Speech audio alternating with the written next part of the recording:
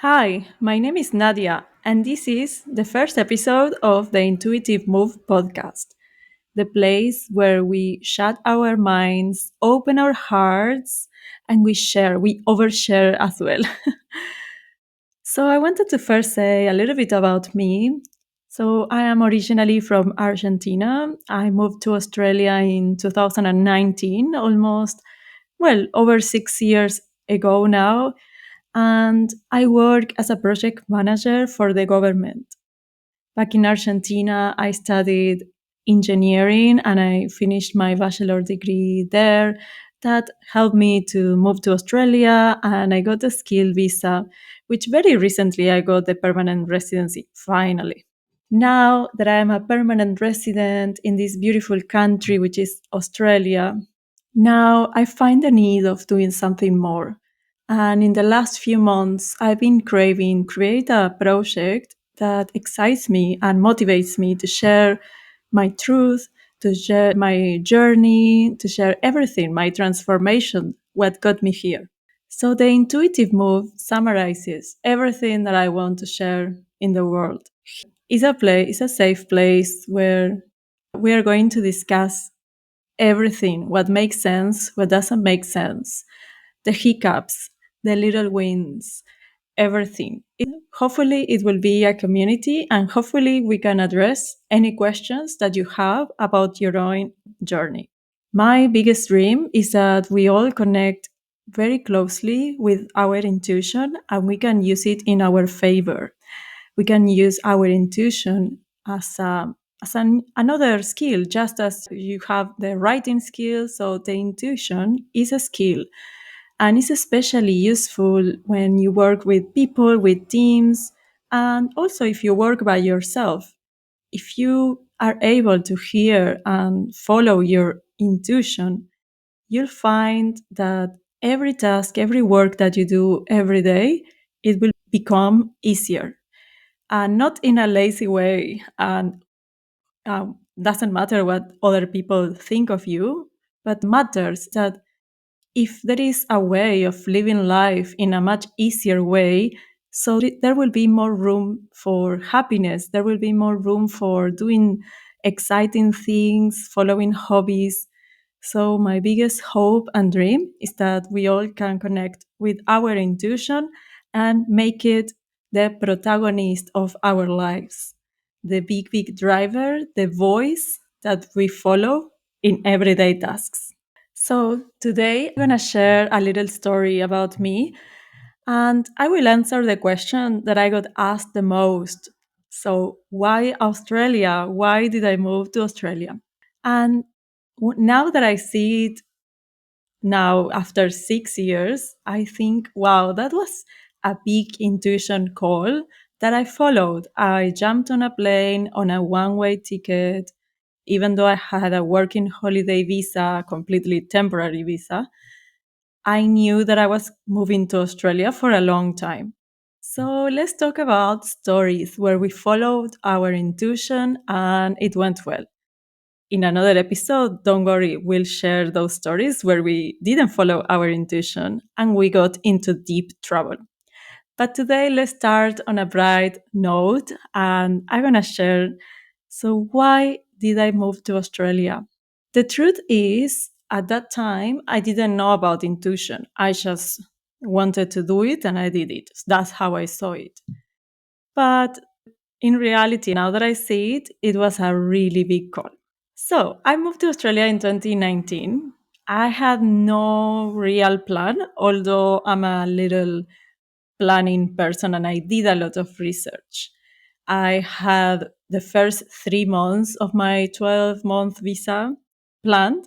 So I had this job in a farm in Victoria, the state of Victoria, and I had a lot of research and a couple of contacts, but not really like huge contacts. So everything that will be dependent on me. But first, before going deep into the country, so what's the first thing that inspired me to move to Australia? So the reason why I started to think about moving to Australia is because I wanted to practice my English, learn, as much as possible and be fluent, hopefully. And the truth is, Australia wasn't my first country on the list. I know. So the first country that was on my list was England, and I did have the chance to go to England on holidays just for a week, and I didn't think much of it. So I thought that it was a really beautiful country, but then once I was there, I realized that it was too cold and not my cup of tea. So then I thought, okay. And also, the other factor that didn't help with England or Europe in general is the visa. So the visa was a huge thing because I was sponsored so easily since I didn't have a lot of work experience back in Argentina. So I thought, okay, I need a flexible country that gives me a visa with no much experience. So I started to think of New Zealand. So New Zealand was second on my list because I had a friend that was going there. So I thought, let's go to New Zealand. And again, so I tried all the skill visas first, but I didn't have many chances with the skill visa because of my very little experience. I started to look into the working holiday visa in New Zealand. So I signed up, everything. I was ready as soon as they opened the 500 spots. I was ready to lodge my visa, but I didn't get any spot, so gone. So the third country in line was Australia. And I thought, okay, let's see the requirements. The spots where didn't have like a cap number, so that was good. I just had to do a couple of tests, one English test, and basically that's it, paying the visa, and that was it. So Australia was the third country in line in my options or in my plans, and it turned out to be excellent. So, see how a lot of doors were closed, but I thought, okay, no, let's be persistent on this and let's go to another country to learn English. So, I applied for the working holiday visa for Australia. So that's the first question. And the second question is, was it always a dream or maybe a spontaneous decision? And the truth is, it's been always a dream of mine to move overseas and be able to speak English fluently. So when I was little, I was always interested in the language, but I didn't have the chance to study properly, like in an institute or something when I was little. But when I grew up, I did start studying more seriously. So my love for English and the culture of Anglo-Saxon countries, I think I was attracted to that as well. And I always had this dream of living overseas. It didn't matter, didn't matter the country. I just wanted to practice English, basically. And so the other question I get asked is, what was my life before the move? So the other question I got asked a lot is, what was my life like before the move? And so before the move, I was working at CONICET in Argentina. I had a scholarship and I was working full time there. So and I was, yeah, I think pretty happy in general. I had friends, I have a strong community, friends from work, friends from outside work, and I was quite happy, but there was something missing because that town where I was living at the time was the time where I grew up as well. So I thought I need to get out of here, but not in a bad way. I love my town, Mar del Plata.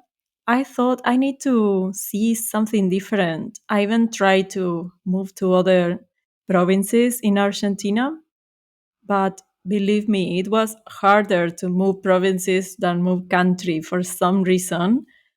In Argentina, since the economy is like the main thing, the main factor, finances and self sustaining is hard when you don't have a job. So I had a job in my town, but in order for me to move somewhere else, I had to basically quit my job and find a job in the new place. But for some reason, that was too scary for me and I never got to do it. I could have done it, but I didn't do it. So that's when I say moving to another country, maybe you save in a different way. You know that you will arrive and you will have a great job or at least a good paid job, and you will be able to sort your finances sooner or later, but you'll be able to do it.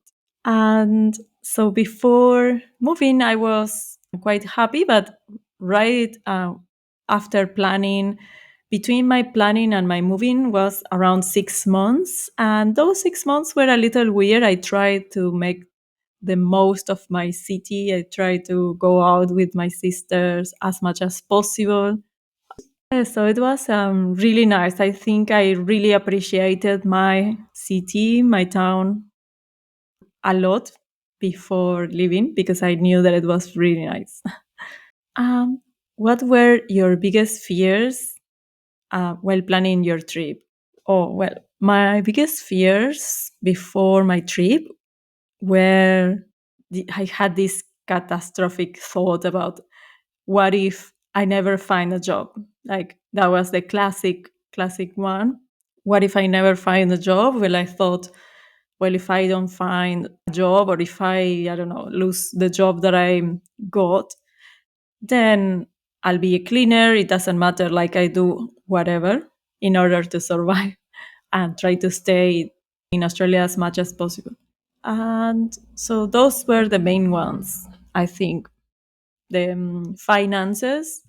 I think since I was coming from a country with a lot of struggles financially speaking, so moving to Australia, I think I knew that there were more opportunities, but I still had the limitations and the limiting beliefs basically around money and around development. And so once I moved to Australia, well, that never happened. I always had a job. It was really good. And if I didn't have a job for a period of time, I had savings. So everything was worked out well, financially speaking. So if you're planning on moving to another country and you're scared, so it's okay that you're scared. Just make a plan to have savings for a few months and you'll find a way once you're there, I'm sure. What visa did you apply for and how hard was the process? So, the visa that I came into was a working holiday visa, the 462, and the application process was very straightforward. I only needed to do the TOEFL test, and I did the TOEFL because it was the only one that was officially in my city, so I didn't have to travel. That was really nice, easy because I only needed a very low score. It was basically just basic English. I passed that score and like with a lot more points. The other question I get asked a lot is if I knew someone in Australia before coming. Did you know anyone in Australia before coming? And the truth is, yes, I knew. So I knew one guy that I had met in a previous trip that I went around Europe. And so he was Australian. And yeah, we became friends for that period of time in the trip. So when I came to Australia, I knew that I had him. And so we met the first week and I landed in their place with his friends. That was very fun. And after that, did start the trip on my own. So after those 7 days there, I started my trip all independently. So it was a nice little help at the start. But after that, I did everything on my own. And what was your first impression? What was any culture shock that you found when you arrived? Yes, so as soon as I arrived, so the airport that I got here was the Kulangata, it's a funny name, Kulangata Airport in Queensland. It's in the border between Queensland and New South Wales. And I passed the security and all the customs, everything. like an hour. Once I was outside of the airport, I thought, what are those signs? And there were so many yellow signs with food, like stepping and food, like diagrams, which is the pedestrian, basically, the pedestrian sign. And I was like, why there are so many? And I thought, wow, that's very strict. Like here, pedestrian, here, cars, and everything was super separated and very clearly. I thought that was interesting. I only could see yellow, yellow, yellow, yellow. Like it was my first impression how many pedestrian signs are there. Um, how did I find the first job and the place that I lived first? So the job hunting was a very interesting story. So being an engineer and I'm a planner, I'm like obsessed and I was scared of not having money basically. So I started my job hunting before coming to Australia. I was against all advice. I thought I just try. If I don't find anything, at least I will be practicing the application process. And I did apply for semi qualified roles, but none of them gave me an interview. As we know, it's very hard to apply for a job from overseas. But I found this job in a Facebook group, which was the Australia Backpackers group. And this job was like, sound amazing. It was the perfect backpacker job for, it said like 8 to 10 weeks. It was like $25 an hour, $60, 60 hours a week. And I thought, I know it sounds like exploiting people, but it's a fun job. Like the more hours, the better. And I thought, oh my God, this is amazing. And it was working in a processing plant that makes olive oil. And I love olive oil so much. And my God, I need this job. I should work here for sure. I must. And I thought, okay, who is this person posting? The person posting was a guy my age. And I see, like, I stalked him and I was like, I need to get this job. And people apply, like, in comments, kind of applying for me and my friend. And the person was responding, yes, you can apply, send me your resume. So I thought, oh, this is quite easy to apply. So I sent a message and I applied. I explained in a text that I had an engineering degree and this will be my first job in Australia and this would be perfect. Like I wasn't looking for anything fancy. And I thought, okay, I'll give it a go.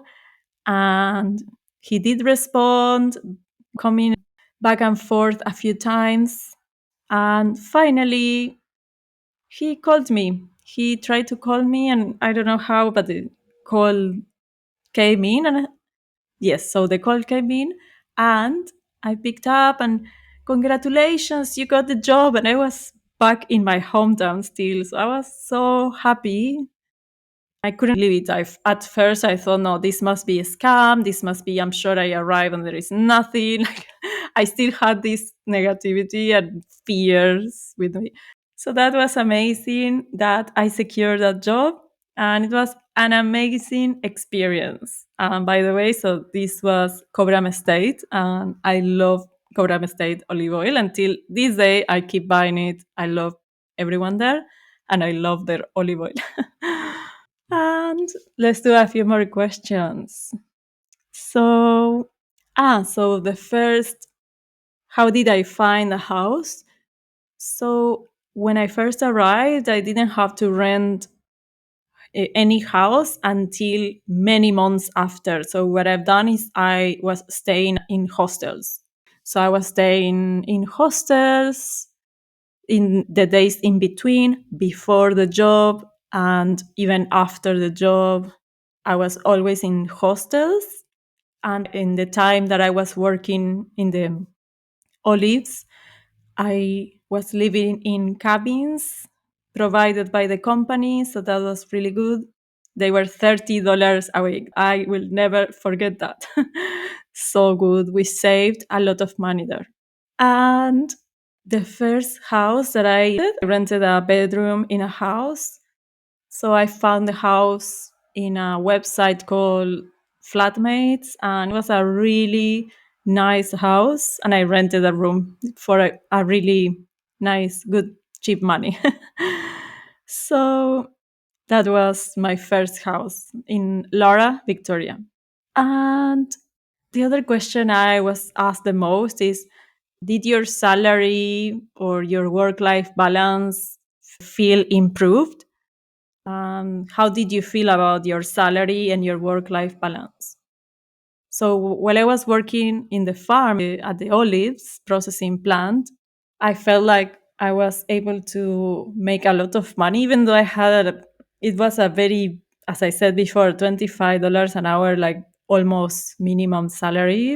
But it was great because we did a lot of hours and we didn't spend any money, only the money from the supermarket.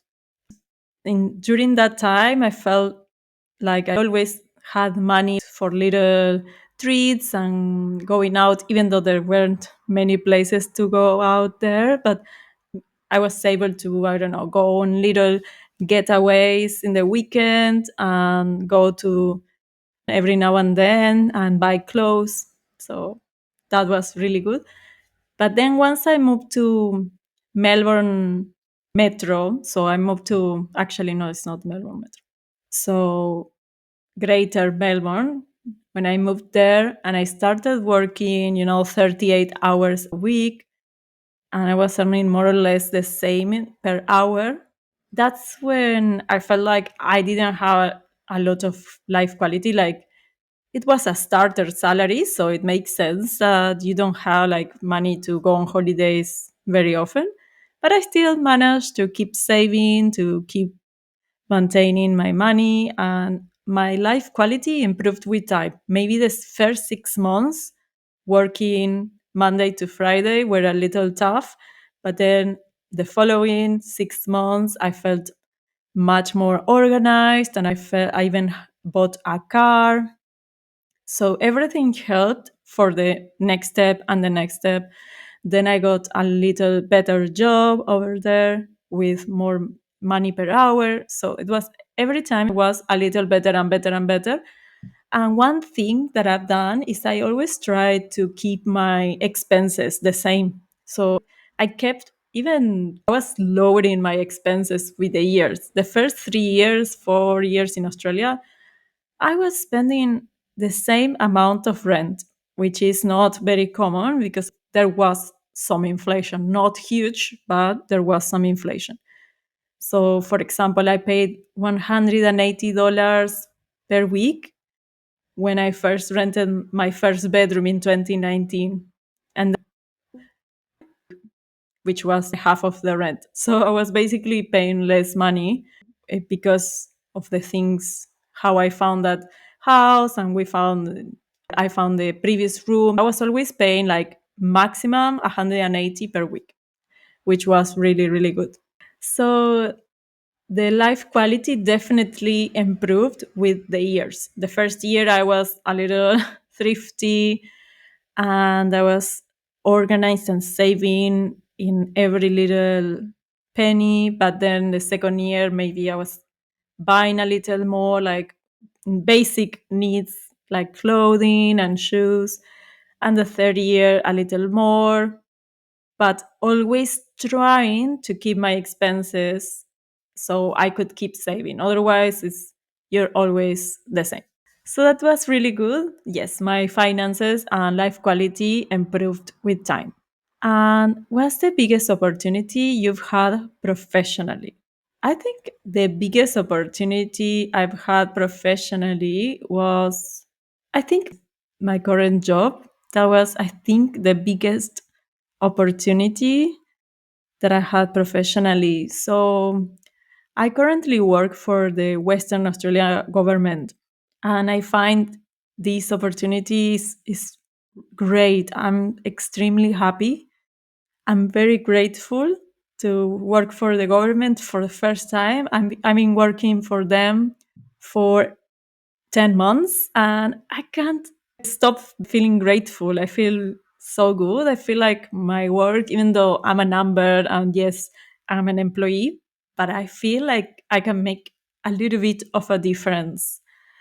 And I like the opportunity because I also have a leadership position. So I'm able to influence others. I'm able to be a mentor of other developing professionals, as well as developing myself. There are so many good people that are mentoring me, and the fact that I'm working for the government, it's huge for me as an immigrant. I feel grateful because they opened the doors for me when I had this temporary 491 visa.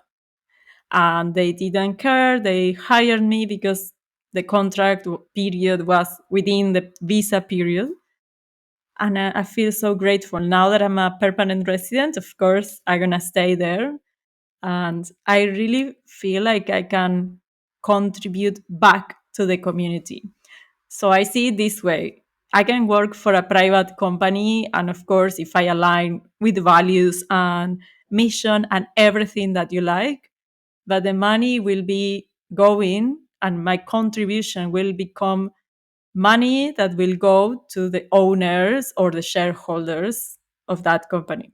In here, there is no profit. So the money and the product and the result of my work and my contribution goes back to the community. So no one is making money and saving in their pockets because of me. So I feel like energetically, I know this is woo woo, but energetically, I am more balanced in here. And I even think in thinking on government and taxes. So I think so we all pay taxes and my salary is basically coming from all those taxes. I feel like, okay, I feel like this is good. I deserve this because this is kind of like paying my own salary. I don't know. I just like to think out loud. So that's the biggest opportunity. Challenges. What was the biggest challenge that you had as a migrant in the workplace? So I'm trying to think a specific example. I can't remember in the workplace, but I think the most challenging situation I had was a little silly, but for some reason it affected me so much. I was out in a bar in Melbourne, going out with my boyfriend at the time, and I was lining up to buy a drink in the bar. And for some reason, I'm a chatty person. I like to talk to anyone. So I said something to the guy in front of me. And I said, like, oh, I don't know, something, oh, this line. I don't exactly remember what I said, but something about the bar or the situation. I said, oh, how long is the line or what is it? And he said, excuse me, what language are you speaking? And I got like, I lost everything. I could not say a word. I became all like red, blushed, super blushed, extremely embarrassed, even though the guy looked a little drunk. And of course, we were in a bar, but all those situations and all those factors didn't block the fact that I felt extremely embarrassed and extremely, yes, I was so embarrassed of my English that at the point that I thought he could not identify that I was speaking in English. Okay, that's really, really bad. And I started crying there, right there and then. And we had to leave the place because I felt really bad. I didn't say any word to the guy, it just really touched me. And I was really angry because at that same moment, I found a famous comedian and I could not say anything to him because I was crying. I should have tried, but couldn't. And let's do more questions. Um, what have I learned about myself? What have I learned about myself here in Australia? Well, more than learning, I confirmed that I was very driven, being in a new country, being in another country with speaking another language, everything foreign. And I still was able to develop myself with no family around, no partner and no children, because sometimes I see that kids having kids, they help with the direction, motivation, for the everyday work. But I didn't have any of those. I only had a partner for 2 years, which was really, really nice. But then most of my time in Australia was single, and I still managed to find my North Star and to keep going, to keep chasing my goals. So I did confirm that I was extremely driven. Mostly here in Australia, I also learned that I had to balance that, because you can't be so driven that you forget about yourself. So basically, I was so driven. I think it was an unhealthy level of drivenness. A little bit is good, but I had to calm down basically here. So the big thing that I learned about myself is not everything is needs to make sense. Not everything is rational. I started to question everything. Imagine I my background is 6 years of engineering at university. I got my mindset like so rational, process driven, facts, science, like everything super rational. But then when I try to apply that to everything, I could not explain many things. And of course, you will think, what were you thinking? I know that engineering cannot be applied to everything. I wanted to apply engineering to relationships, for example. Of course, it didn't make any sense. And that's where I started to question everything rational, and I started to connect with my intuition and the things that don't make sense but feel right. And that brings us to the end of the episode. I hope you enjoy my introduction and my first episode sharing my whys, why I moved to Australia and why I did this extremely huge life changing move, literally across the world. And I hope you can think of things on how to connect with your intuition.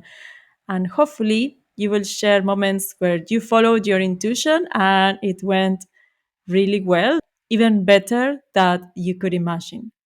So, I hope you can come back in the next episode and we can keep talking about all these things that I'm so passionate about. See you next time.